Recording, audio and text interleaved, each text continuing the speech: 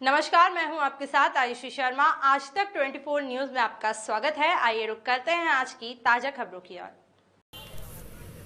दाहोद जिला chief bureau Shabbir भाई सुनीलवाला। फतेहपुरा मामलतदार कार्यालय में दाहोद जिला कलेक्टर योगेश निर्गुण ने दाहोद जिले और फतेहपुरा तालुका के नागरिकों को चांदीपुरम बीमारी से बचाव के लिए एक संदेश भेजा, जो तालुका स्वागत कार्यक्रम में फतेहपुर मामलतदार कचहरी में उपस्थित हुए थे।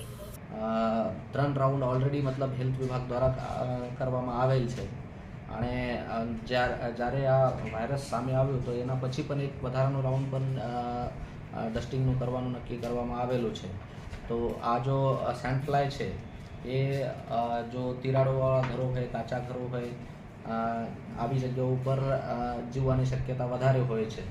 તો તે જગ્યા ઉપર મતલબ ખાસ કરીને તિરાડોવાળી જો ઘરો હશે, દિવાલો હશે, ભેજવાળી જગ્યા હશે તો એનું લીંપન સારી રીતે થાય અને આ જો ડસ્ટિંગ કરતી વખતે બધી જનતા હેલ્થ ડિપાર્ટમેન્ટને સહયોગ કરે એ ખાસ આપણને ધ્યાન રાખવાનું છે।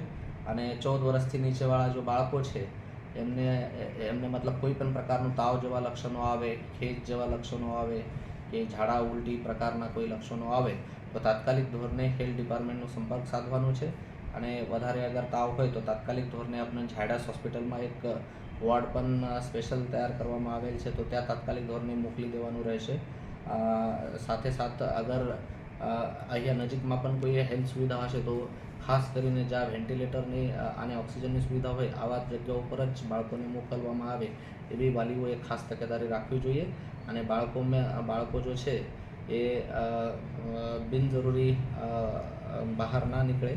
સાથે સાથ મતલબ જ્યારે પણ બહાર નીકળે તો લાંબા બાહીવાળા કપડાં પહેરીને નીકળે તાકે આ જો આ માખી છે એમના પ્રભાવથી બચી શકાય।